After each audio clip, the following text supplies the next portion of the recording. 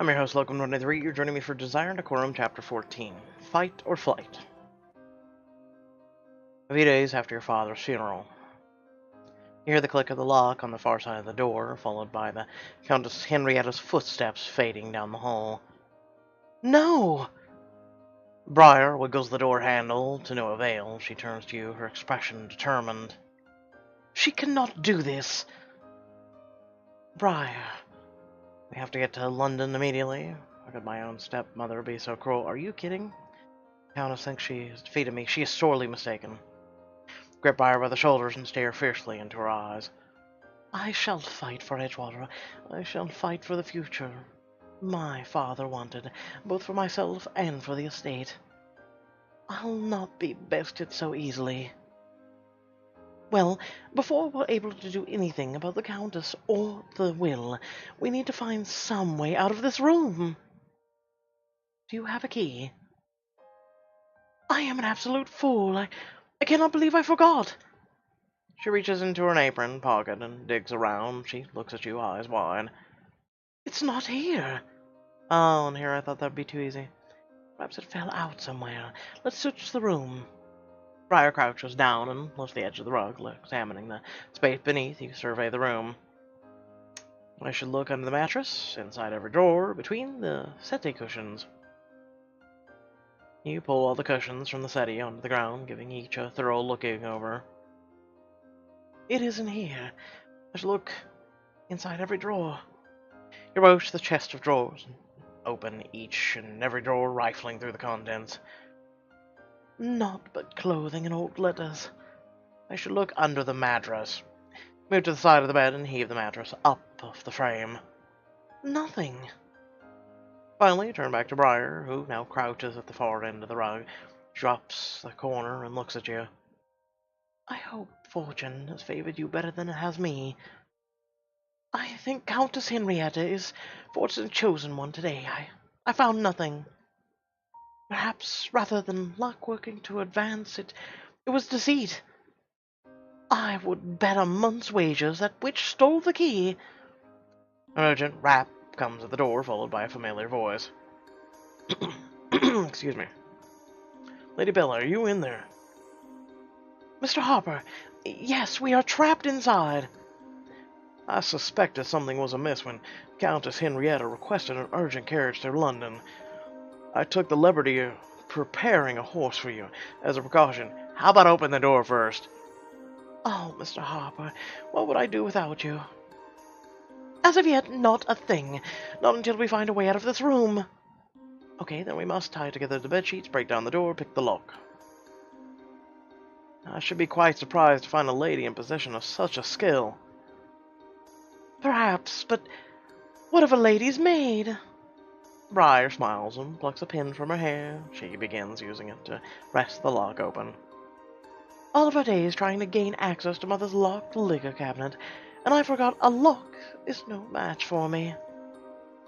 I might venture to guess that you forgot because you succeeded. You might be quite correct. Soon the lock clicks and Briar swings the door open, revealing a relieved Mr. Harper on the other side of the threshold. Well done, Briar. And Lady Bella, let us get you to London. Would you like to join us, Pugsley?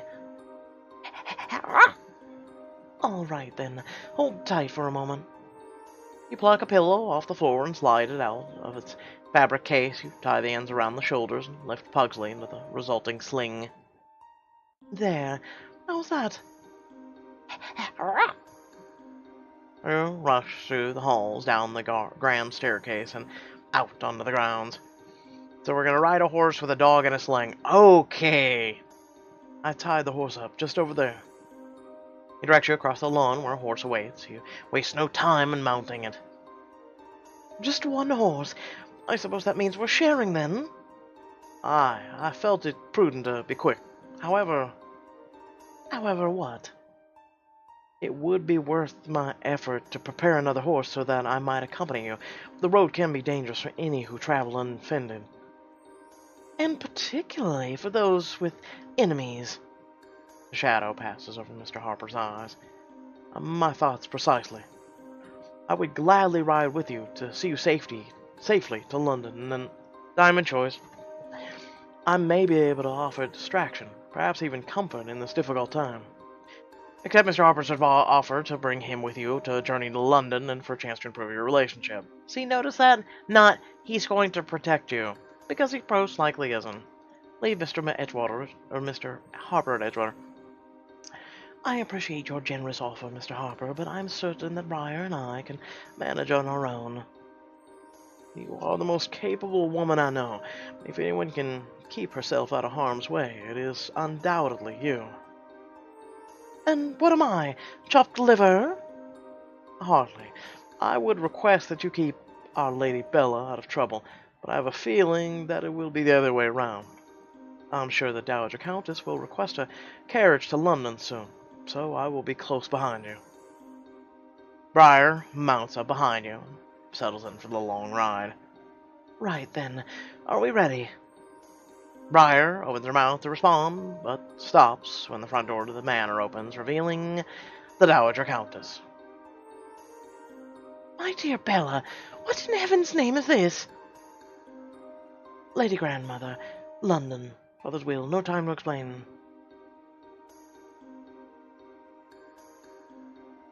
Yeah, we'll go with that. Bella, I suggest you make time to explain yourself to me. My apologies. The Countess is on her way to London to see that Mr. Castor inherits Edgewater.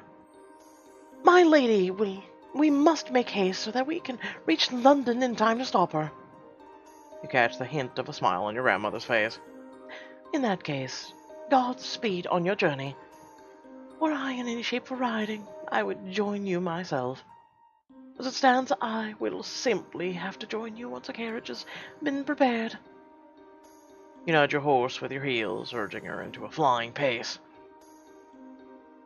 Onward, horsey! You ride hard for London, taking the shortcut Mr. Harper showed you once, or upon your return journey to Edgewater. As you ride, you notice Briar fuming. Briar, is something the matter? When have you had time to look back at her? It's only...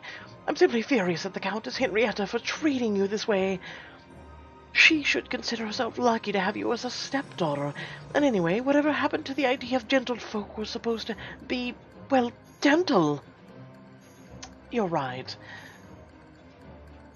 I always knew that being born to a maid or a farmer isn't what makes a person low. She didn't wait even a week after my father was buried to defy his wishes. I'm going to show her just how wrong she was to cross me. I vow that she will get her comeuppance. Ah, a word we haven't heard since grade school. The conversation seems to have calmed Briar's nerves. She opens her mouth to speak, then hesitates. What is it? It's nothing. Come now, friends, don't mince words. I was only wondering what you plan to do if Countess Henrietta succeeds.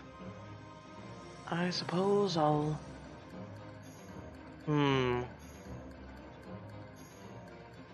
Contemplate that should it never come to pass. I contemplate it if it ever comes to pass. I am determined to win the day, and I won't spare a thought for a future I'm certain I will never face. Suddenly, a gray squirrel darts out into the path, spooking your horse. She rears her legs flailing wildly through the air. Drop the reins, hold on tight. Clutch the reins tight, keeping yourself on the horse. You feel a startling emptiness behind you, then arms wrapped around your waist, holding fast. Don't let go.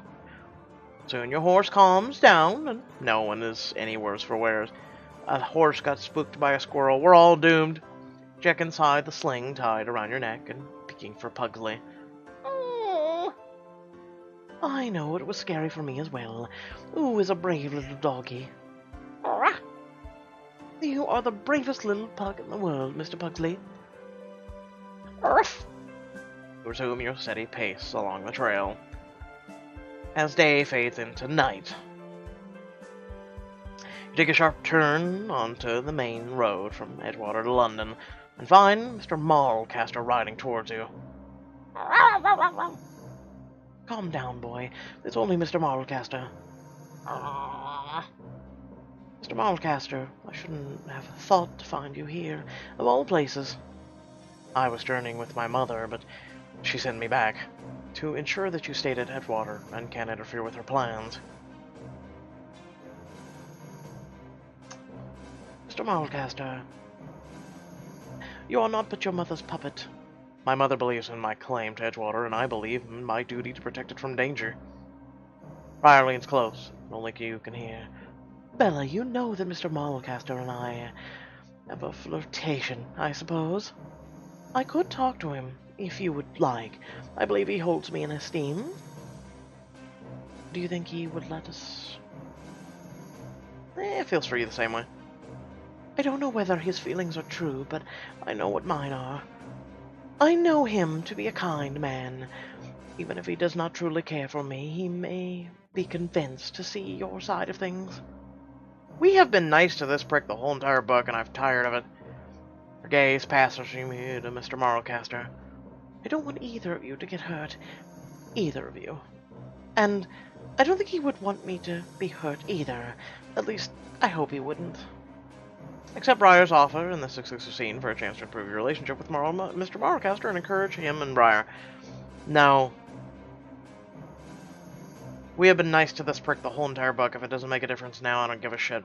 I appreciate the gesture, Briar, but I doubt we have time to converse here. Yes, and perhaps it is better to keep Mr. Malcaster and my private business, well, private. We have dallied here long enough. We must resume our journey. Mr. Malcaster, please, stand aside. We can work together. This isn't what Father would have wanted. He would have wanted us to cooperate to further Edgewater's success. You are not my rival. You are my family, and I have to protect what family I have left. Lady Bella, my mother was wrong about you. I regret ever listening to her poison, and I will not stop you from trying to fool her plans. Does that mean you intend to give up your claim to Edgewater? The honest truth is, I've always been reluctant to become a Earl. I only went along with it because to please my mother. My Edgewater has always meant to be Harry's. To take what should have been his, it troubled me. Mr. Malcaster, you have both helped me to regain my confidence. Ever since Harry died, I haven't felt as though there was anything or anyone on my side. Now I realize that I must step out from beneath my mother's thumb and be my own man. You gain distrust, yea. I look forward to meeting that man. If he's anything like the one before me, I should think I will like him. Mr. Marcaster guides his horse to the side of the road, allowing you ample space to ride by. I would ride with you, but my horse has already seen a hard journey. I will follow once we've both had a rest. We've run all day on our horse. Mr. Marcaster, our father would be proud of you today. I hope. I believe that you are right. And Lady Bella? Yes, Mr. Malcaster. Ride like the wind. You nod and take off at a gallop down the road. Mr. Malcaster fades out of sight behind you. Suddenly your horse sees another squirrel and goes, "Oh my god!" By the time you arrive in London, the streets have quieted down. From what? Quieted down from what? I'm just curious. You arrive at your townhouse, exhausted from the long journey, and Briar reaches for the door handle. She wiggles it, but nothing happens. Odd, for it to be locked so early in the evening. She digs in her pocket for the key, then inserts it in the lock, but it doesn't turn. This must be Countess Henrietta's doing. That woman is an absolute nightmare. Why can't she leave well enough alone? Me too, Pugsley, me too. You pat him soothingly between the ears, and he calms down a bit. Luckily, I know another way inside. You follow Briar through the stables and around to the back of the townhouse. She brings you to a plain wooden door and opens it to reveal the pantry, where a familiar face spins around at the sound of the door opening. Ah, Miss Dahlia and Lady Bella, what are you doing in London? Mr. Woods, what a relief it is to see a friendly face. I couldn't agree more. It's a pleasure to see you, Mr. Woods. Briar fills Mr. Woods in on the events of the day. That explains a great deal, such as Countess Henrietta threatening to fire anyone who allows Lady Bella inside the house. What? Let's continue to play nice. I could never ask you to risk your livelihoods. I appreciate it, and that response is precisely why we all support you over Countess Henrietta. Perhaps we can think up some subtle ways for our other servants to help. And what of the Countess? Is she here? She's upstairs. Gonna shove you downstairs. I mean, what? I bet she's on a power trip ordering everyone around as if she owns the place, acting cheerful as though she isn't trying to ruin my life, utterly unaware of how doomed she is. She thinks she already has won, giving orders to the staff at my expense. It seems so. She doesn't know who she has crossed. You may also want to know, she threatened to dismiss me. What? Briar takes a step closer to Mr. Woods, her brow knit with concern. When she gave the instructions to keep Lady Bella out, I asked where Bishop Monroe had thrown out the Earl's most recent will. She flew in a rage and said that she would hear no further questions, or else myself and the questioner would both find ourselves without unemployment. Mr. Woods, I promise I won't let that happen. That woman has terrorized the good people of Edgewater long enough. Briar offers Mr. Woods a comforting glance and takes one of his hands in hers. Bella and I are going to stop her reign of terror, and we won't let you get caught in the crossfire. We have to put a stop to this and foil the Countess's schemes once and for all. I am with you, but you must also rest after our journey. When was the last time you ate? Oh, this. I can't recall this morning, I suppose. Miss Daly and I could prepare you a meal to bolster your strength for when you face the Countess. Won't it put you and all the servants at risk? A short while here in the pantry is scarcely a risk, and it's one I'm willing to take. To be honest, it would be grateful for a bit of pleasant company after the day I've had. Glances at Briar, and the titch in the expression eases. She smiles back at him. Spend diamonds to have her meet with Mr. Woods. Besides, we can brew up some ideas to make things more difficult for the Countess. Ah, look at that. Pixelberry make me chuckle. Except Briar and Mr. Woods has offered an exclusive scene to scheme against Countess Henrietta and for a chance to encourage Mr. Woods and Briar. Except you imagine if you took both diamond choices? Like, who would she pick, Mr. Marlow, Castor, or Mr. Woods? Or find a place to stay for the night. I can eat when I am Countess of Edgewater. As you say, rest assured, the day you inherit the state, we will all celebrate with more glazed ham and marzipan than you could want. I have no clue what marzipan is, and in the meantime, I need to find somewhere to sleep tonight. It's clear that I cannot risk sleeping here. I can think of someone who would never turn you away. Let me guess, Mr. Sinclair. After a short ride, you and Briar arrive at Mr. Sinclair's townhouse. Shortly thereafter, you knock on the door. Mr. Sinclair personally answers it, one arm partly inside an overcoat. His eyes widen in shock upon seeing you. Good evening. Mr. Sinclair, you are simply doing divine this evening. I do hope I'm not interrupting. You're the picture of handsomeness. Lady Bella, what are you doing here? Shouldn't you be at Edgewater or the Duke's Ball? The Duke's Ball? Is that tonight? Oh no, you've been late to the ball. Whatever will happen. Next time on Desire and Decorum, Duke Richard's ball is tonight. Can you make it in time to speak to the bishop before Countess Henrietta does?